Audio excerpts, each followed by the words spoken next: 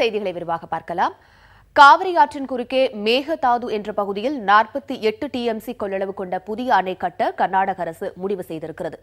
இது தொடர்பாக மாநில அரசின் சட்ட வல்லுநர் பாலி நாரிமனிடம் கருத்து கேட்கப்பட்டதாகவும் தமிழகத்தின் எதிர்ப்பினால் திட்டத்திற்கு பாதிப்பில்லை என அவர் கூறியதாகவும் கர்நாடக நீர்வளத்துறை அமைச்சர் எம்பி பாட்டீல் தெரிவித்திருக்கிறார்.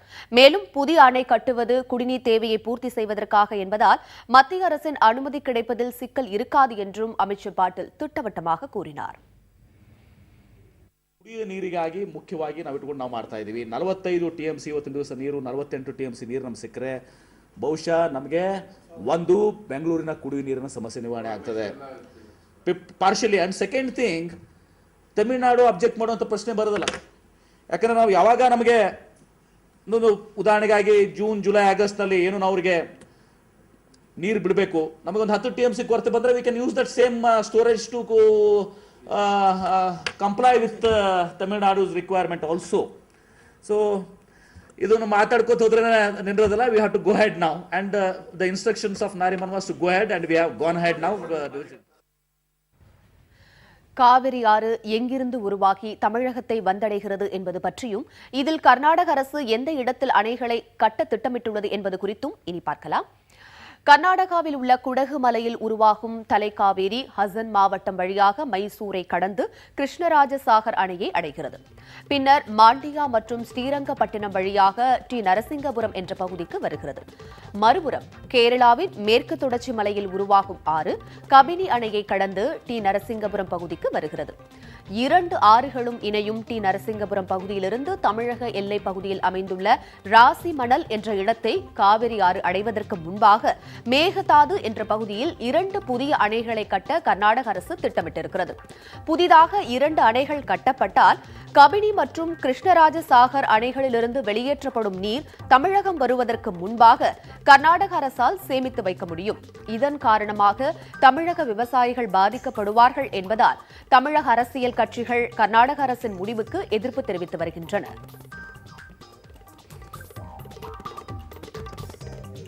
காவிரி ஆற்றின் குறுக்கே மேகதாது என்ற இடத்தில் புதிதாக 2 அணைகள் கட்டப்படும் என்கின்ற கர்நாடக அரசின் முடிவிற்கு தமிழக அரசியல் கட்சிகள் எதிர்ப்பு தெரிவித்துள்ளன. மேகதாதில் 2 அணைகள் கட்டப்படும் என்றும் அந்த அணைகளில் 48 டிஎம்சி நீரை தேக்க முடியும் எனவும் கர்நாடக நீர்வளத்துறை அமைச்சர் எம்பி பாட்டீல் அறிவித்திருக்கிறார். இதற்கு தமிழகம் எதிர்ப்பு தெரிவித்தால் அதனை சட்டப்படி கர்நாடகா எதிர்கொள்ளும் என்றும் அவர் கூறியிருக்கிறார். கர்நாடகாவின் இந்த முடிவுக்கு தமிழக அரசியல் கட்சியினரும் விவசாயிகளும் கடும் கண்டனம் தெரிவித்துள்ளனர். இந்த விவகாரம் தொடர்பாக திமுக தலைவர் கருணாநிதி வெளியிட்டிருக்கும் அறிக்கையில் கர்நாடகாவிலிருந்து தமிழகத்திற்கு ஆண்டுதோறும் திறந்துவிடப்பட வேண்டிய நீர் சரிவர வழங்கப்படாத நிலையில் காவிரி ஆற்றின் குறுக்கே அணைகள் கட்டப்போவதாக அறிவித்திருப்பது விவசாயிகளுக்கு பாதிப்பை ஏற்படுத்தும் என்று கூறியிருக்கிறார்.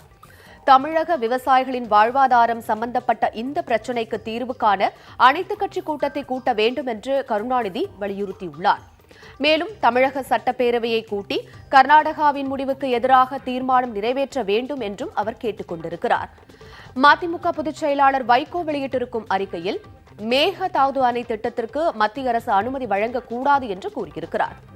காவிரி மேலாண்மை வாரியம், காவிரி ஒழுங்குமுறை குழு ஆகிய அமைப்புகளை மத்திய அரசு உடனடியாக ஏற்படுத்தினால்தான் கர்நாடக அரசின் முறைகேடான அணை திட்டங்களை தடுத்து நிறுத்த முடியும் என்றும் அவர் கூறியிருக்கிறார்.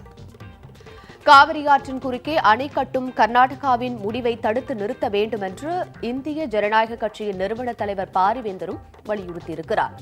இது தொடர்பாக உச்சநீதிமன்றத்திலும் காவிரி நடுவர் மன்றத்திலும் உடனடியாக முறையிட வேண்டும் என்றும் பாரிவேந்தர் கேட்டுக் கொண்டுள்ளார். காவிரியின் குறுக்கே அணைகள் கட்டும் கர்நாடக அரசின் முடிவை கண்டித்து திருவாரூர் மாவட்டம் கோட்டூரில் விவசாயிகள் ஆர்ப்பாட்டம் நடத்தினர். அப்போது கர்நாடக நீர்ப்பாசனத்துறை அமைச்சர் எம்பி பாட்டீலின் உருவ பொம்மை தீ வைத்து எரிக்கப்பட்டது. கர்நாடக அரசு தமிழகத்தை தொடர்ந்து வஞ்சித்து வருவதாக குற்றம் சாட்டிய விவசாயிகள் இந்த பிரச்சினைக்கு விரைவில் தீர்வு காண வேண்டும் எனவும் வலியுறுத்தியுள்ளனர்.